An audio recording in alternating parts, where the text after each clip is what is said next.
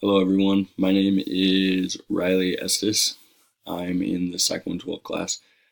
So, the major or the future job description, I guess, would be health administration. That's what I want to go into.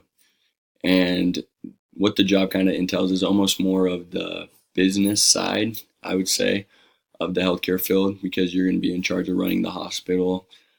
So, that includes budgeting. You're going to be ordering different medical things, keeping employee records. You're going to be managing a lot of different things from operation to financial to human resources to even legal responsibilities and to communicating with your employees what they need to do. So you kind of oversee that. For the education aspect of this job, you only need a bachelor's degree really to get an entry level job in the healthcare administration field.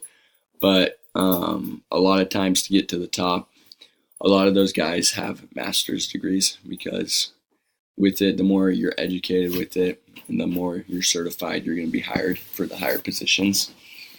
Sorry about that. How my education relates is, well, that's going to be my major. So it relates exactly how it needs to my degree relates exactly to that job field, exactly what I want to do with it. So, yeah. And then how it relates to chapter 13, it helps me realize what I need to do to accomplish that goal with my 4-year plan because I'm considered still a freshman here at BYUI. So I still have a long ways to go. It helps me figure out exactly what classes I need to take and what I need to do next to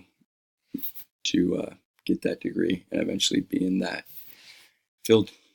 Thank you for watching. I hope you have a great day.